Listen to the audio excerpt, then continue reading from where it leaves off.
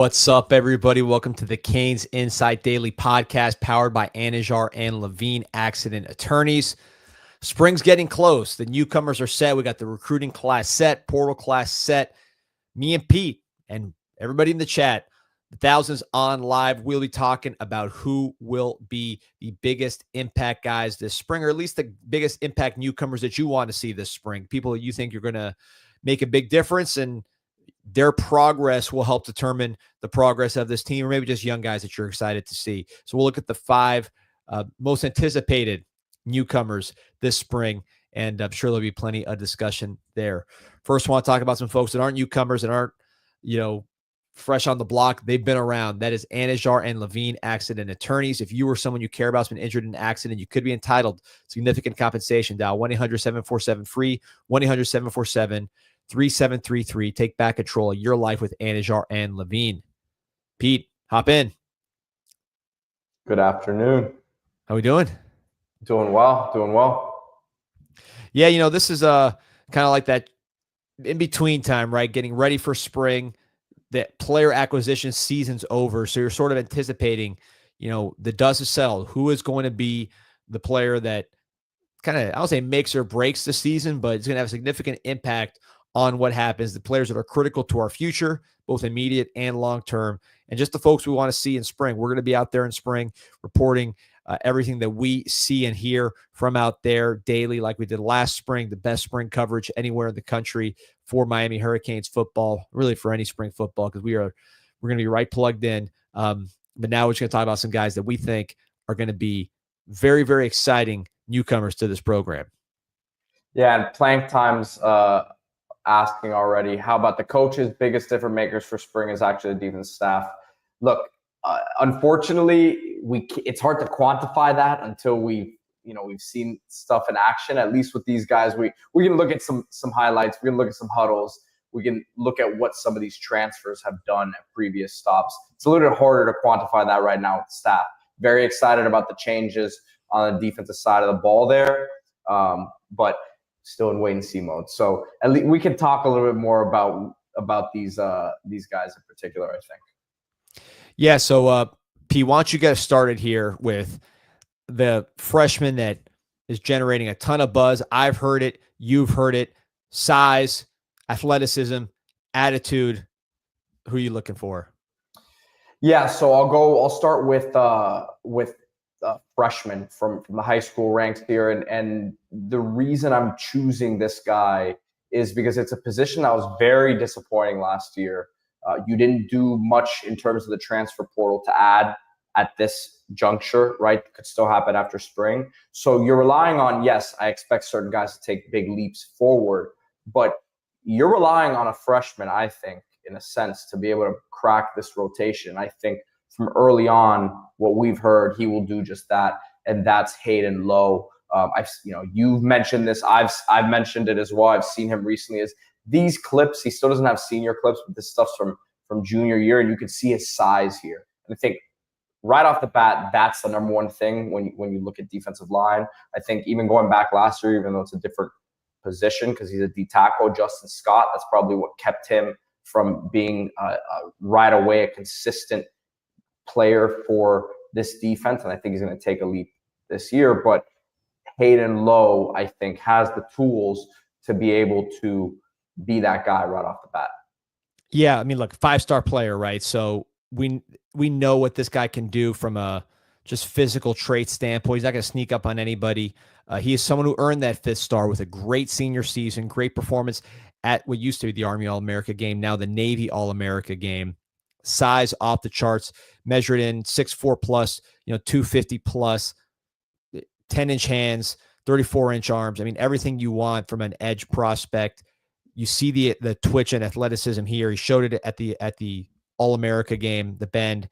He's very, very productive, like we said, as a senior, which you want to see, sack production. He's known for his work ethic. Here was something that I heard from, again, they haven't started playing football yet, right? These guys are hitting sleds. They're doing workouts. They're moving around. So I don't want to get everybody, too crazy about what I'm saying, but at the same time, O.J. Frederick generated this kind of buzz when he first showed up on campus. Ruben Bain generated this kind of buzz. All these guys, Francis Mauigoa that ended up having huge roles. The signs were there early, and you started hearing the buzz on him early. So one thing that was a description I heard for Hayden Low, Tyler Barron's body with Ruben Bain's power. That was the description of Hayden Low, just from a physical standpoint, from someone who's here on campus, observing what he brings to the table. So that's a nice combination, right? That's a first-round pick combination. He's been compared to Kayvon Thibodeau, who played at the same high school, signed with Mario Cristobal there at Oregon, top 10 pick, great player at Oregon. So that's the comparison that's being made. He's a 5-star player, but that caught my attention. And I think I look at Ohio State, I look at teams like Georgia, those are 5-star players all over the place.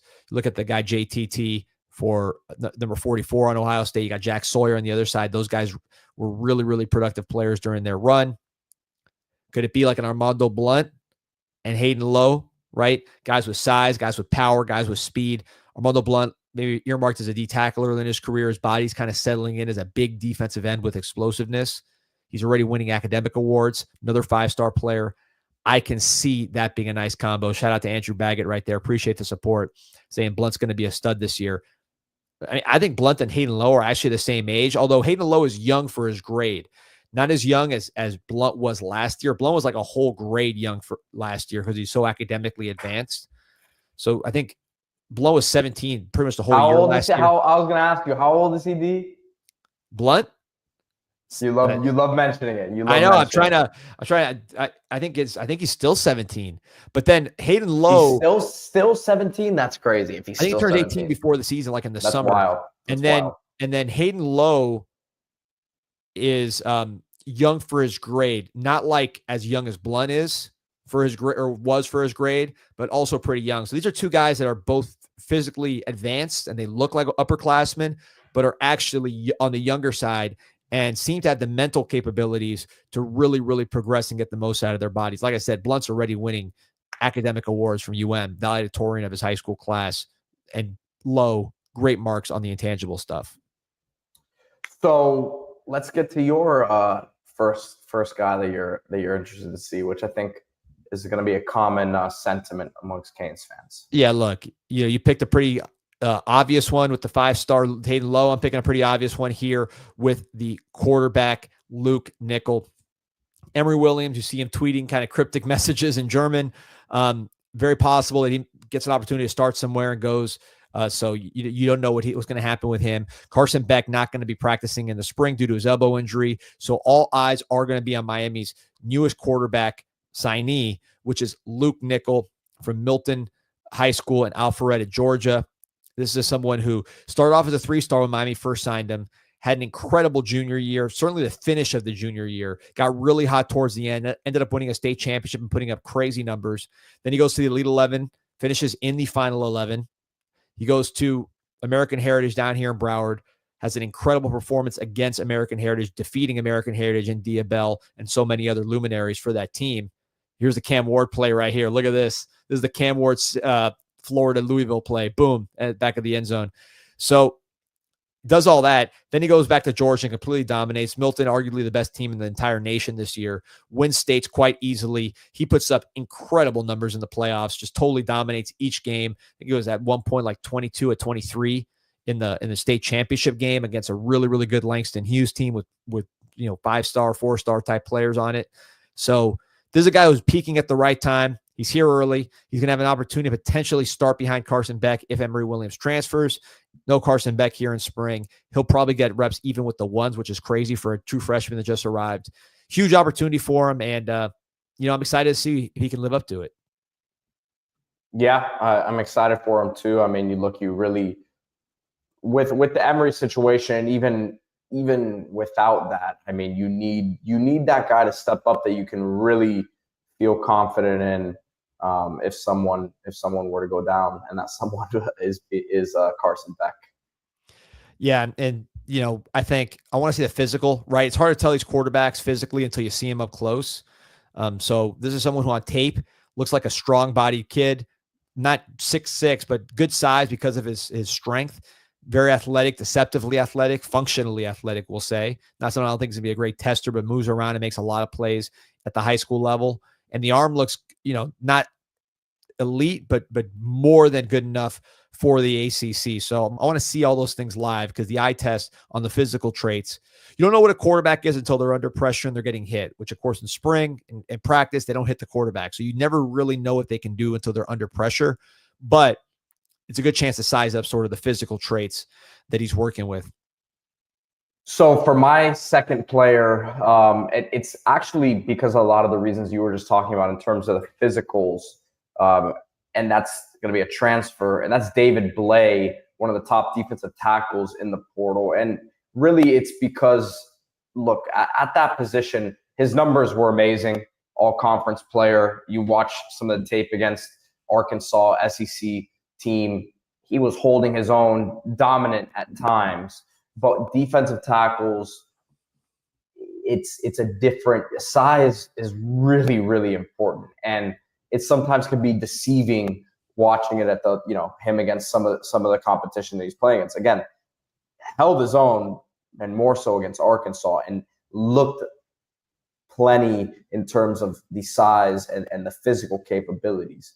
But we know how big Miami's offensive line is.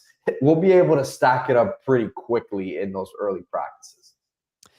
Yeah, it's going to be fun to watch him. You saw Simeon Barrow, first team All ACC, not invited to the combine or into the All-Star games, which I thought was weird based on how first team All ACC, and he's not huge, but he's not like 5'10", so that was a little weird, but big shoes to fill in that respect.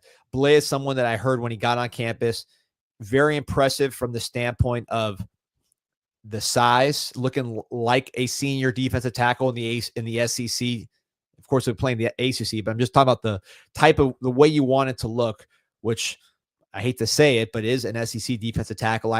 That's how he was described to me when he showed up on campus. He's not going to be overwhelmingly huge, but he's a penetrating, athletic guy with enough size to compete at the highest levels. So excited to see what he can do. He needs to stay healthy. Not as much depth behind him. Defensive tackle, rarely there is, but he's a critical player in replacing Simeon Barrow.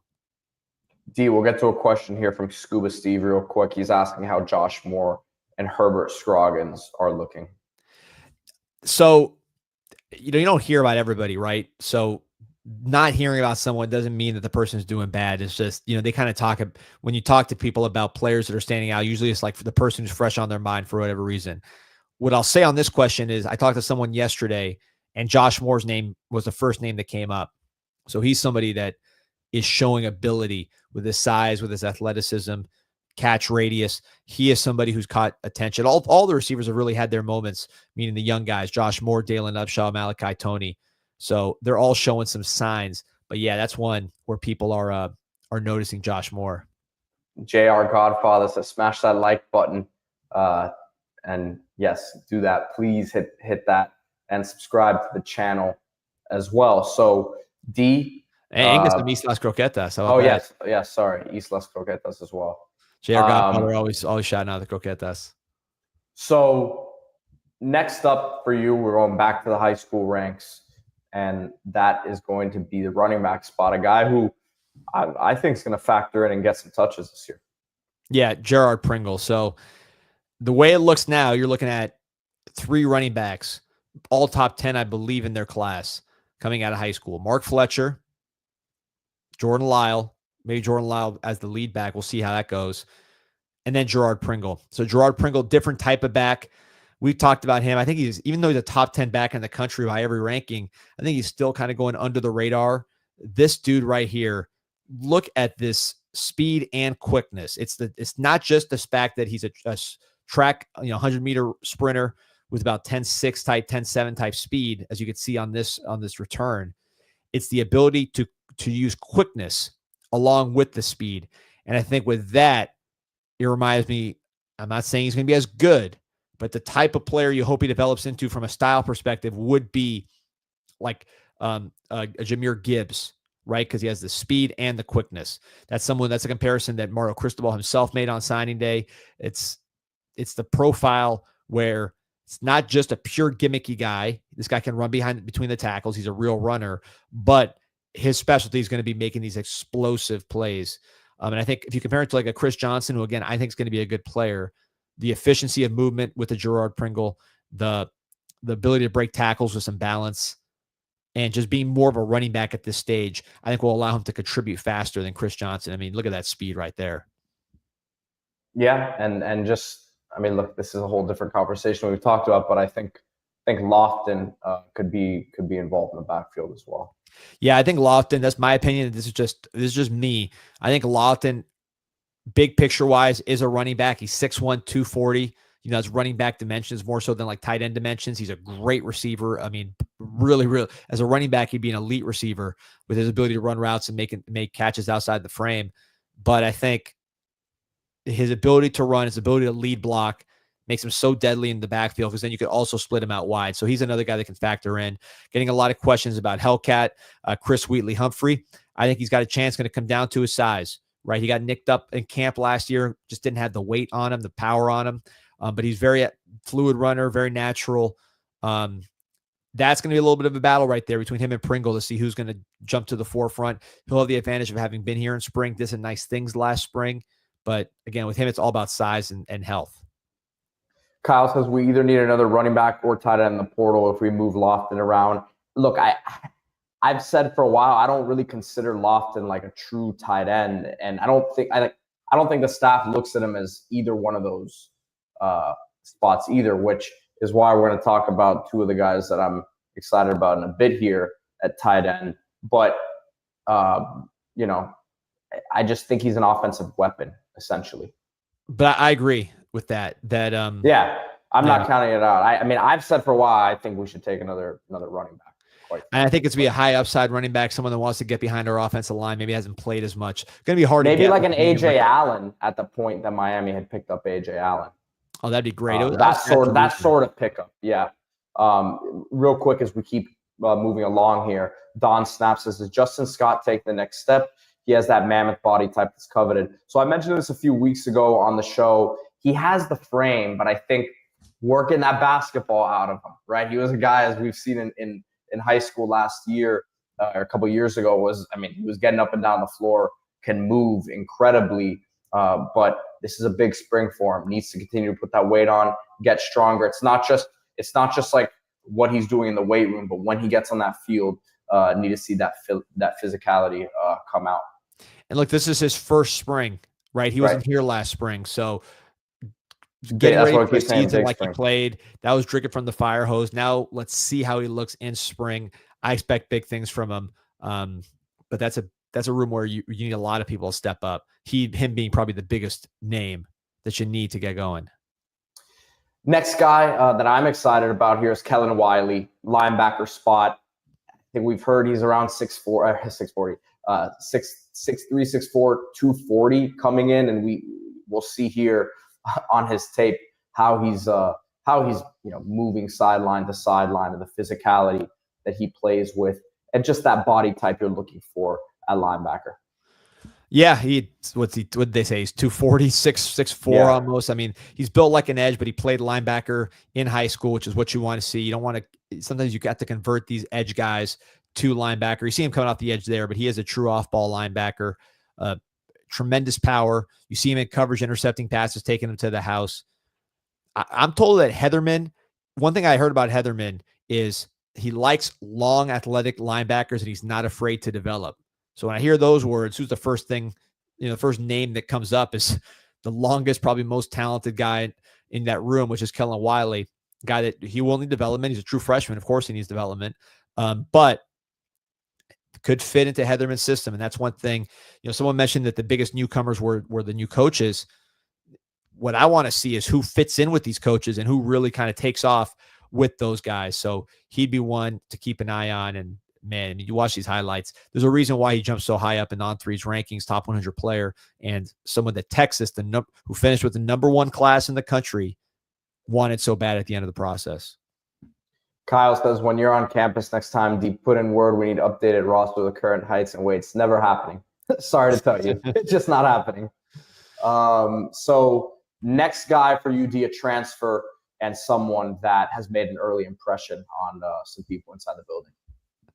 Yeah, so I'm talking about Ethan O'Connor. This is the cornerback from Washington State, originally from California. Had a great redshirt freshman year for Washington State. He was actually there when Cam Ward was there, but he was redshirting. So this is the first year he played. 4 interceptions, really high Pro Football Focus grade. I want to say it was a 79 Pro Football Focus grade. Miami had a knockdown, drag out battle with Georgia for Ethan O'Connor. T-Rob wanted him badly. Miami was able to come out on top in that recruitment. 6'2", 175. I think he's bigger than that. 32 tackles, 8 passes deflected, 4 INTs. Top 15 player in the portal. According to On3, he was a redshirt freshman last year, so he's got 3 years remaining. And when you talk to people about the secondary, I heard they like all the guys in the secondary, but that this is someone who stepped to the forefront with his twitch, with his length, it just kind of attitude. He got a little bit of an edge to him, definitely a playmaker and a ball hawk. And this is just a name that continuously comes up when you talk to people about who's standing out. And look, you watch his college film, he does it on tape. So there's not too much of a projection, although he is a young player. Yeah, no, I agree with you big time. And I've heard good things early on here. And then my last 2 guys, I'm going to just lump them in together here. I kind of had a, or you're going to say something? Yeah. We got a question from Carl Olive. He's saying, do we have any game breakers on the roster for kick return, punt return duties? I'd like to see more explosive plays in special teams. I know we all would. And the guy I mentioned earlier, Gerard Pringle, I think this guy can return kicks to the house. Bryce Fitzgerald, who's not on campus yet, but he's going to be someone who can make explosive plays in the kick return game. And Jojo Trader, we'll see what he can provide. He provided a big play there in that last bowl game. So, Pete. Yes, and Scuba Steve asked him about Darius Hayes. We've actually talked about him a lot recently. Big expectations for him, at least I do. I think that physicality and the size, he needs to learn to play with more finesse, is what I've heard, which is a crazy thing to say at linebacker, but he kind of was just like a bull in a china shop last year. And as he started to learn how to shed blocks the right way and not just run straight into the offensive lineman, he's becoming more and more dangerous. But like I said, my last 2 guys here, going to go with the 2 tight ends coming in here, the 2 freshman tight ends, Brock Stott, Luca Gilbert. Kind of going back to what Kyle was saying earlier about needing another tight end, we're all talking about Elijah Arroyo. Obviously, Riley Williams transferred, but Cam McCormick played a lot of football for this team the last 2 years, and he provided a physical element that you have Alex Bauman coming in. But as we've seen, he's a guy who's a big-time red zone threat. He can move the chains as a receiving tight end. Brock Stott's a movable piece, but Luca Gilbert, let's focus on him first. As we'll see here in his tape, physicality is not a question for him. The size is not a question. From what we've heard, he's closer to 250 than he is 240, and I think that number is going to keep going up here. And he's a very willing blocker, not the most natural route runner guy downfield, but he's not a dud either. I mean, you're seeing him making nice catches downfield here, and has the ability to stretch the field somewhat. Yeah, the size, obviously. This is someone who's 6'7" almost, and he's not skinny, right? He has some thickness to him, some lower body to him. Not someone I've heard is projected as a tackle. I hear tight end with him, but he's used to blocking. He plays at a high level of competition in Cincinnati in that Catholic school league, which is filled with Big Ten players, college football players. And he has some fluidity. I mean, that play right there is outstanding. I don't think he's going to be a big time receiving tight end, but to do what McCormick did, I think he's more than capable of that. And he has a little bit more juice than McCormick, did. Obviously McCormick had the injuries, right? But look at that catch, I think right there. Yeah, no, he's and they're doing some stuff with him across formation. Look at this. They're throwing him the ball out in the flat and he's getting upfield with it, right? So there are some elements to his game outside of the blocking, but man, the size right off the bat, it's impressive to me. Let's go comments here from Rob.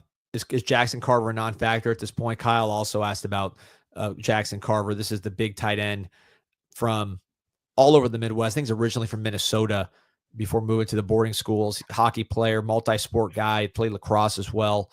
I think he always was a developmental guy. So now you enter to year 3. It's really starting to become time for him to show what he can do. So this is a critical spring for him. And I think Luca Gilbert is going to be right side to side with Jackson Carver. And those two are going to be compared pretty close because similar height, similar bodies, both Midwest guys, both trying to have a similar role as guys who can block and catch the ball. So I think that's going to be a very, very interesting battle to watch between newcomer and veteran. See who looks like the more promising guy there on Green Tree. Yeah, and I said, I'll just wrap it up here. Brock Schott, the other tight end in the class. I'll just talk about these two together because he's a completely different sort of tight end, but someone who not the same player as Elijah Lofton, where you're gonna necessarily say that he's more of an H-back type, but I would say more of an offensive weapon than just a pure tight end. Yeah. Elijah Lofton comp, right? Different type of player in terms of Brock Schott's got speed for days. I think that's his best attribute, whereas I think Lofton's best attribute is probably his quickness. Lofton is a little lower to the ground, more balanced. Schott more linear as far as an athlete. But what they have in common is both extremely physical guys, both pure football players. You can put them at linebacker, and they probably would be power forward, high power forward type prospects on that side of the ball. So, he actually got offered by Notre Dame. This Schott got offered by Notre Dame as a linebacker. So it's not just me saying that, but that speed is a difference maker. I heard he's killing the workouts. And the more he can play that Lofton role, maybe even play some fullback, right? You're freeing up Lofton to do other things because of versatility. And you mentioned his speed. I think with both of these guys, their adjustment to the speed of the game is going to be what I'm looking for in terms of how they pick things up early on in spring here. The workouts is one thing, but once those pads come on, that's really what I want to see. No question. And look, I don't think this guy's going to be afraid of contact from what I have seen from him on his high school film. Great motor. Level of competition is going to be a huge jump coming from small school Indiana, but I think he's capable of getting it done. So switching to some highly ranked portal guys here. Look, safety. I don't need to remind anybody. Talk about one of the big differences between the 2023 defense, which was average, and the 2024 defense, which was below average, certainly by the end of the year. I would say safety play is going to be at the top of that list. Cam Kitchens moves on to the Los Angeles Rams, ends up being an all-rookie type performer. James Williams moves to linebacker, goes to Tennessee Titans, ends up starting games there at the end of that season. So those are two guys you really missed. Plus you missed Jaden Davis is sort of that nickel / safety kind of Swiss Army knife back there. So big need at that position. Zechariah Poyser, the number 2 safety in the portal. Dylan Thieneman, who went from Purdue to Oregon, the only guy ranked above him. Jacksonville State, coached in part by Terry Jefferson, who comes along with him as a former Miami assistant, goes to Jacksonville State, now coming back home as a on-field assistant. I don't think he'll be the safeties coach, but he'll be an on-field assistant for Zechariah Poyser. I watched a ton of this guy's video. Freshman All-America, 75 tackles, 11 passes defended, 3 picks.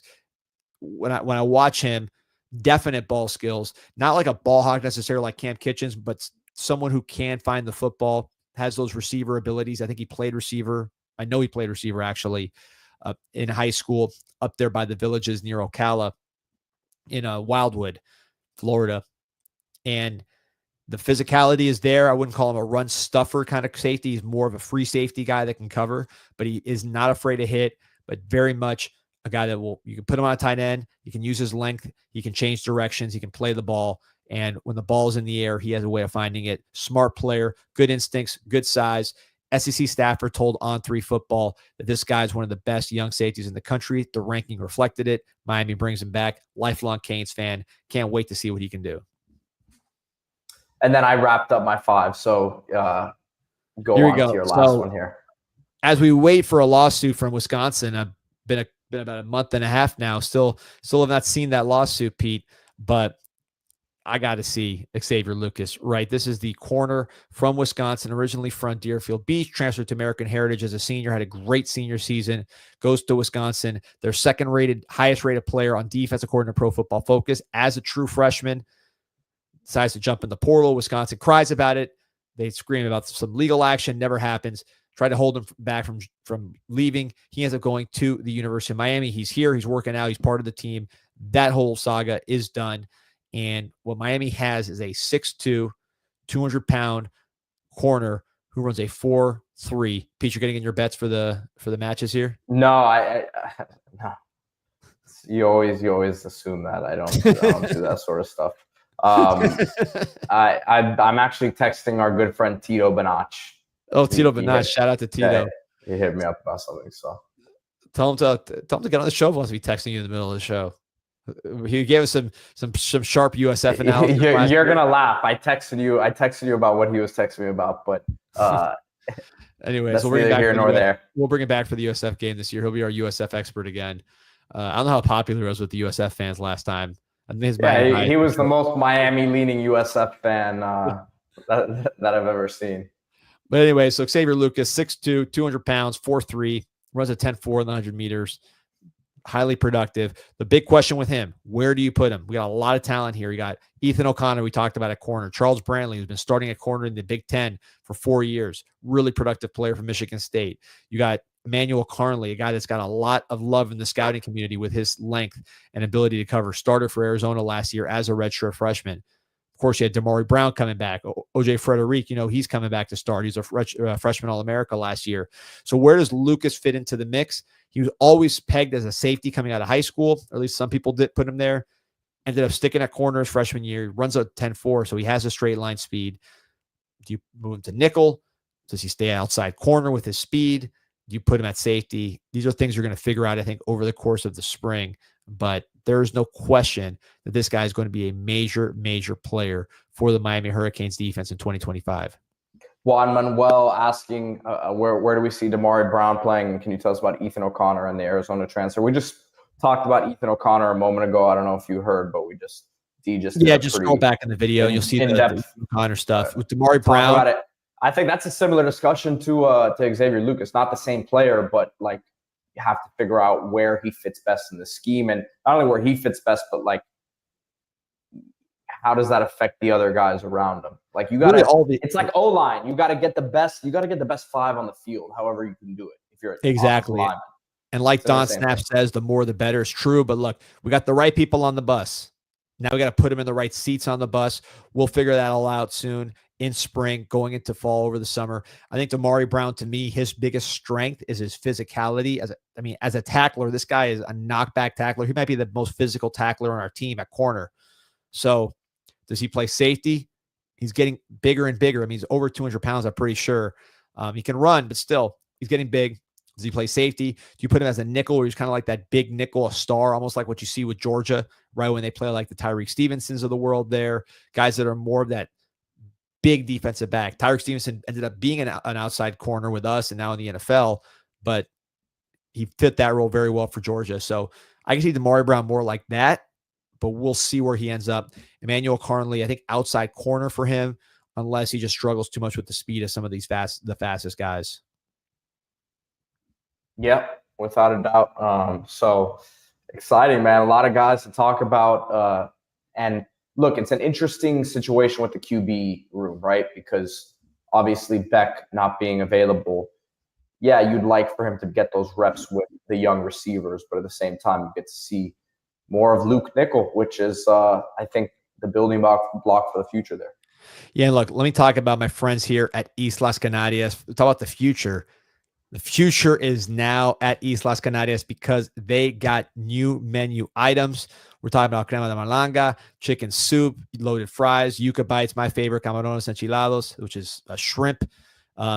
Unbelievable new items to an already loaded menu, and that is at Islas Canarias Express. You don't have to go out west, although you could if you want. It's the best Cuban restaurant in town for the past 40 years, but you don't have to go all the way over there. You can go to Dayland Mall, the dining pavilion, the food court, and get the absolute best Cuban food in the world at Islas Canarias Express. And look, today, February 13th, and then tomorrow, February 14th, Valentine's Day. They're teaming with House Lilac, a local floral studio, for a special Valentine's collaboration. Get a floral arrangement from House Lilac, and then you get a heart-shaped croqueta box as an add-on.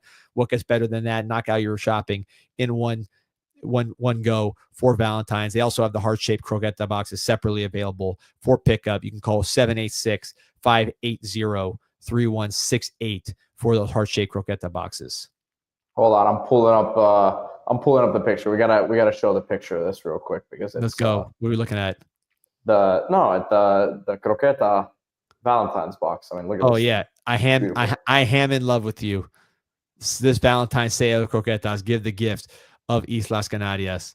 That's what's up. And then here's the other Valentine's present. Canes at 295 competing for the national championship. That's all we want for Valentine's Day. Maybe not all we want, but definitely that's the top of the list, probably. So, the football season, gearing up for spring practice, but in terms of actual games where they keep score, it has begun. Hurricanes baseball at the Light. Get your tickets now. MiamiHurricanes.com. Baseball season is going to be loaded this year as far as teams that we're going to see at the Light, starting with Niagara. Which you say Niagara, what's Niagara? Niagara is a NCAA tournament team for that series, which starts tomorrow on Valentine's Day at the Light. Nick Robert on the mound. That's your Friday starter. Griffin Hughes on Saturday. I think Griffin Hughes might end up being the best of the best when you talk about the weekend starters. Also got Brian Walters, another MLB, got football mode, another MLB type prospect on Sunday. So great rotation to watch. A lot of fun. Until today's the last day, February 13th for 175. Lock in your spot for all 32 home games. 175. UConn, FSU, we talked about Niagara, Duke, Georgia Tech, NC State, Notre Dame. ACC's loaded. Experience the thrill of the U, the legendary Mark Light shakes, and the wild energy of the Miami Maniac. MiamiHurricanes.com or call 1-800-GO-CANES today. Juan Manuel Ventura asking, Pete and D Money, how many croquetas can you eat in one day? How many do you realistically think you could do in one day? I mean, if I eat nothing else, probably I don't know, 30. I think I could do way more than that. I think I'd do like 50 to 75 pretty easily. If you told me 75 and the Canes win the national championship, I'm taking down, a whole pig. Yeah. Easily. I mean, I'm kind of going. I don't know if it's easily 100, as Canes Cat C305 says, but I think I'm closer to 100 than I am 30. That's for sure. Yeah, maybe I'm. Yeah, these are big. You're underestimating. This is Islas Canarias. This isn't. I know. Dude, these are the heavy ones. I know. This is it's the real stuff, but I don't know, man. I could probably put it back. Man, I know Canes Cat C305 is fired up for tomorrow, though. He's eating croquetas out of nerves. Ready for what are we gonna do? Are we gonna do something before the show there, D, or what? Yeah, can we record at the Light tomorrow? What do you think? We gotta hit up our trusty baseball leader in terms of the media, James Knable. So we'll see if we can get that set up. Yeah, big game, James. We'll hook it up. I'm down. We're planning tomorrow's show on this show. Not the best podcasting in the world, but I think we got to do it. But see, this is what the people want, man. This is at least when I say people, this is at least what Canes Cat see. Oh yeah, I know he's ready. I'm ready too, man. I'm excited for I interviewed Daniel Cuvée yesterday for Storm Sessions. That'll drop tomorrow, I believe. I'll send the link around when it comes out. But he was awesome. Really, really fun interview. I was trying to figure out if he was Cuban so we can claim him. He's 1/4 Cuban. He's actually from the Basque region of Spain. His mom's grandfather is from the Spanish side of the Basque region. He was a highlight player. The grandma is Cuban, and then the dad is from the French side of Basque. So really, mainly what he is Basque. Highlight players on both sides, and then baseball just happened being in South Florida. So pretty cool story. Really enjoyed his interview. Cool kid, and by the way, best third baseman in the country. So if you're still learning about this Canes baseball team, they got the #1 third baseman in all of America sitting there right there at the Light. Check him out before you watch him in your major league, favorite major league team, favorite major league ballpark. He'll be there pretty soon. Guys, remember to hit that like button and subscribe to the channel, and find us on canesinsight.com, completely free. Sign up, join the discussion. We'll see you guys tomorrow. See you tomorrow. Go Canes.